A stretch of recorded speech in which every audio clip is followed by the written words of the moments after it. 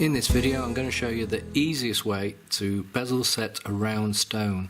The setting I'm using is an SB2V2 setting. I sell these in the JTS shop.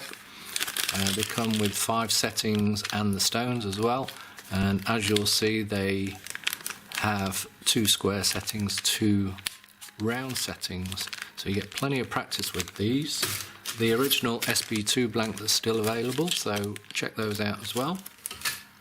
And I'm going to be using the Dremel electric engraver for this technique, and I'll be using the Dremel tips that I've made, and these make the settings so much easier, and this tool is cheap as chips, so check it out.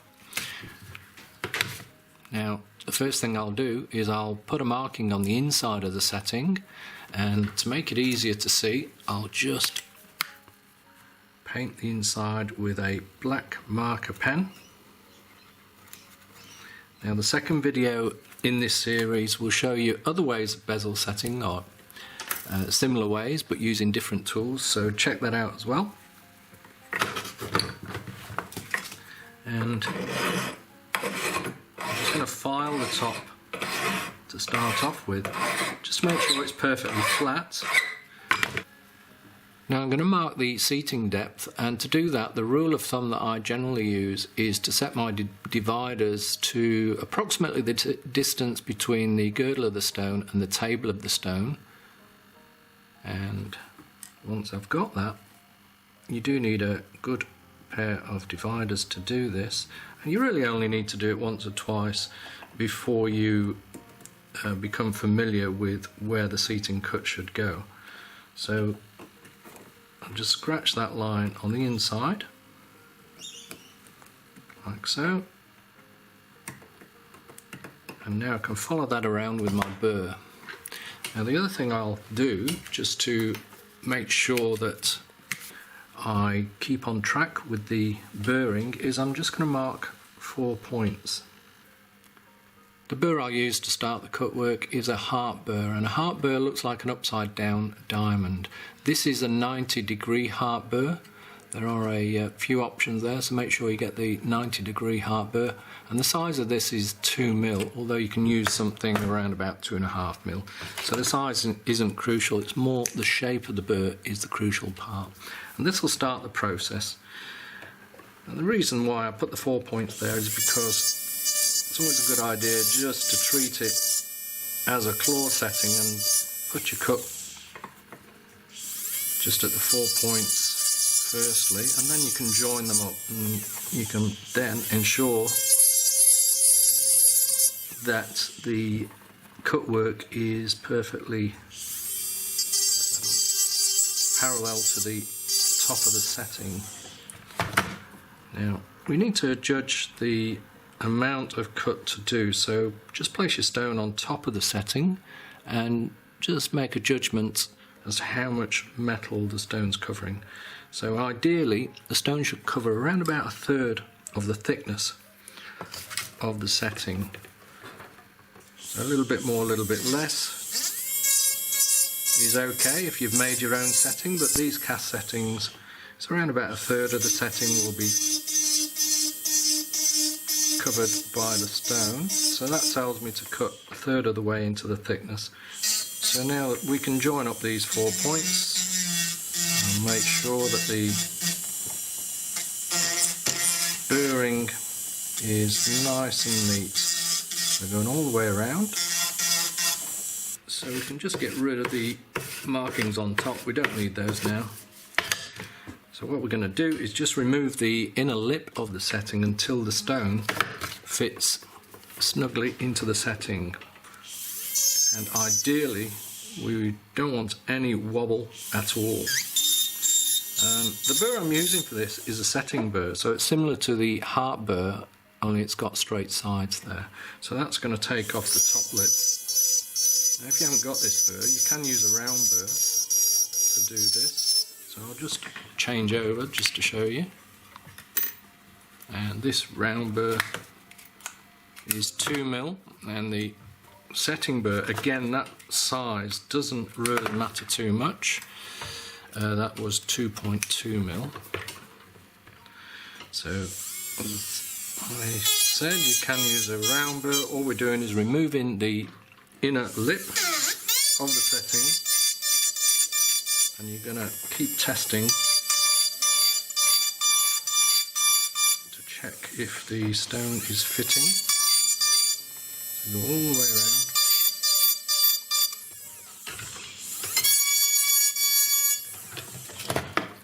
Try and keep it as perfectly round as possible on the inside, so it needs a little bit more taking off. But what I'll do is I'll just explain that this round burr, you can also just remove a little bit more metal from the lower part of the cut, and the reason I'm doing that is to allow for the pavilion of the setting, that's the under part of the setting, to settle into the setting. So if you leave it with the cuts just from the heart burr, you can see it's quite a shallow shape, the heart burr, and the stone won't settle properly into the setting. So you can use the round burr to do that, or the setting burr.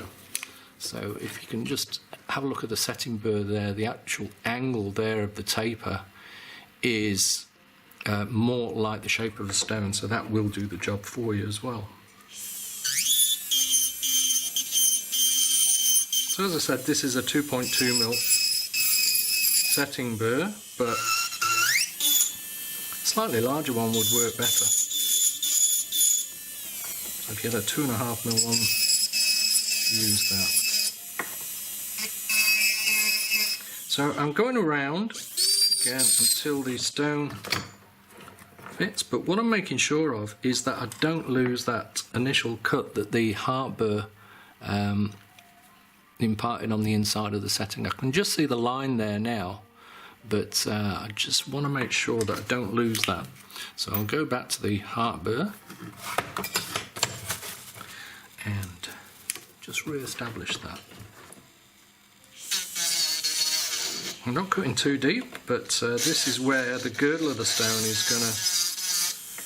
going to settle into the setting.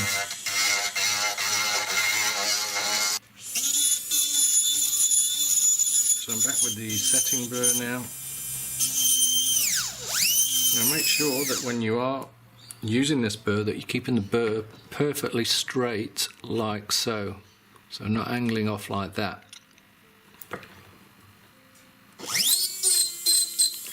And you can also see that I'm doing everything freehand. You'll find it works a lot better if you can get used to working like this rather than using ring clamps and bench mates and what have you. So for the initial work, if you can just do it freehand, and also make sure that you have contact with your work with both hands. So it could be via the bench peg, it keeps everything steady, or in this case I'm contacting my left hand or left thumb with my middle finger, and that will help to keep the burring steady.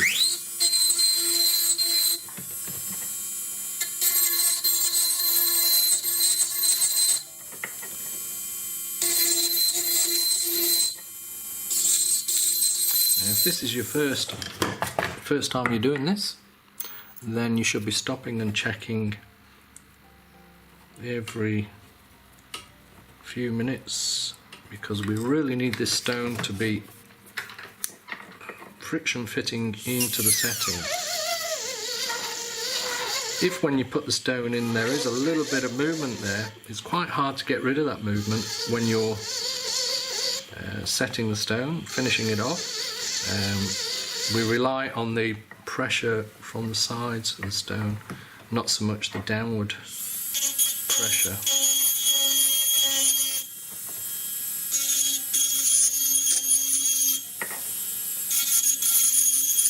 I'm going to give you a chance to have a look at the cut work. Okay, that's how it's looking.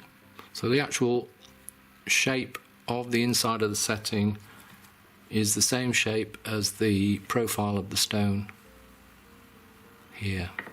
So I'll try it again, but it probably does need a little bit more of a trim. So I'll keep going.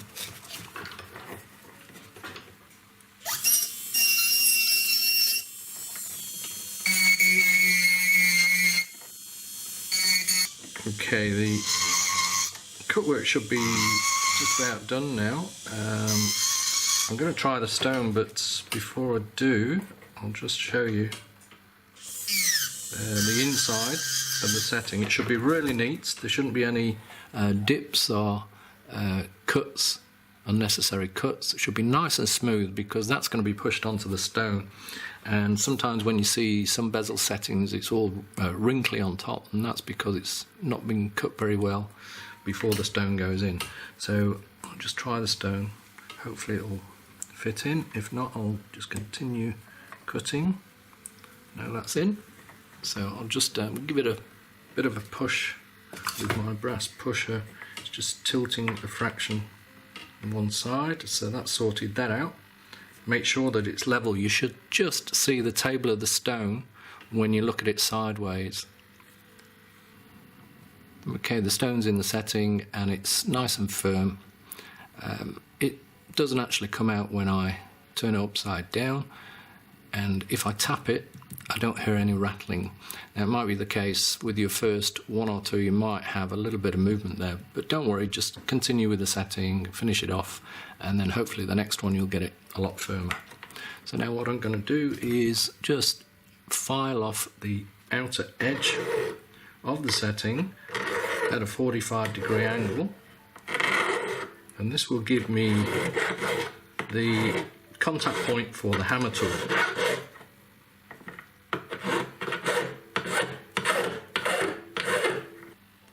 And that's how it looks now. I'm going to brace this into my benchmate now. The tips for the Dremel look like this. The smallest one, which is 1.5 mil diameter at the end here, I've shaped like so, and this is good for specialized setting, good for channel setting and gypsy setting, things like that. So that's why that one's shaped like that. This is the largest one, the 2.2 mil, good for doing heavy bezels. This one not being so heavy. This one is a 1.9 mil tip, and you'll see how efficient this works. So I'm going to be hammering at the 45-degree angle, the same as the file angle, and I'll Dremel or hammer in 4 sections, so it'll look a little bit cushion shaped to start with. Now if your stone is a little bit loose, then keep your finger on top. I'll do that anyway because it will probably shake out, and it should start tightening up.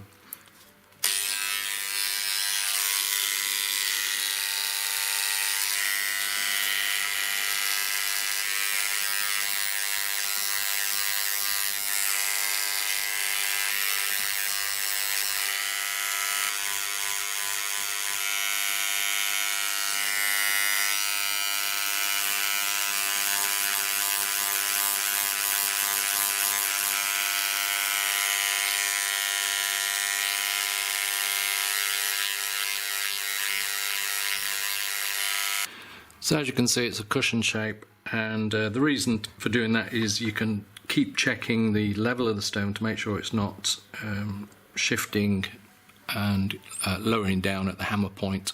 So that's still level, happy with that. So I'll just complete the setting.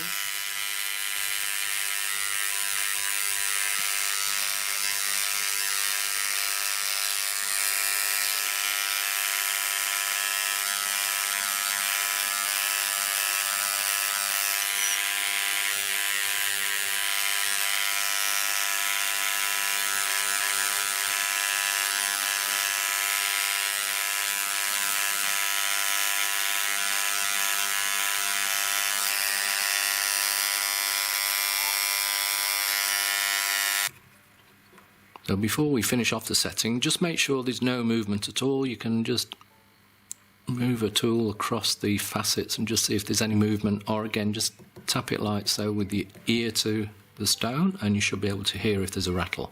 If not, then you can continue with the bright cutting. So the bright cutting is done with a burnisher.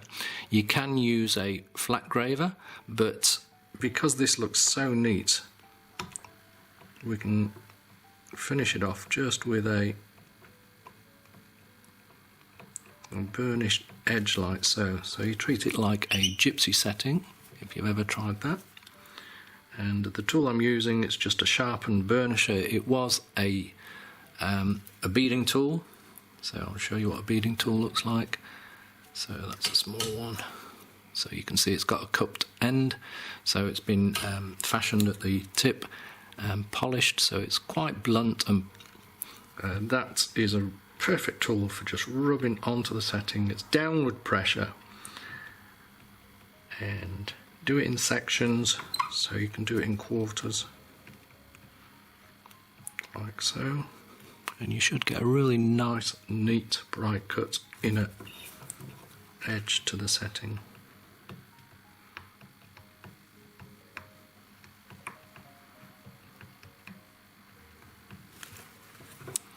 So hopefully you can see that that's the angle I've got the tool at.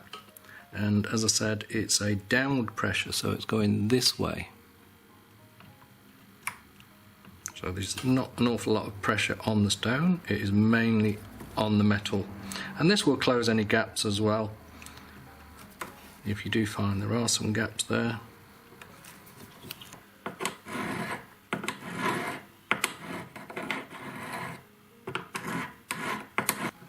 And I'll just finish off with 2000 grit emery paper on my buff stick, and this is a CZ, so it will scratch if the emery paper contacts the stone, so just be careful.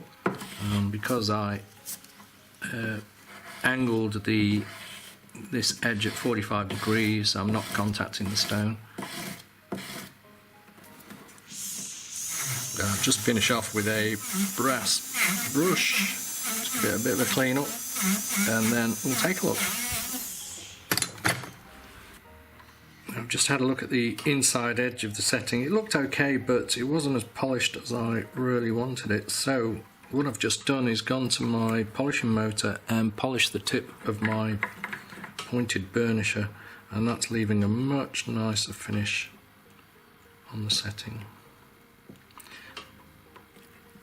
So that's it. Hope you enjoyed.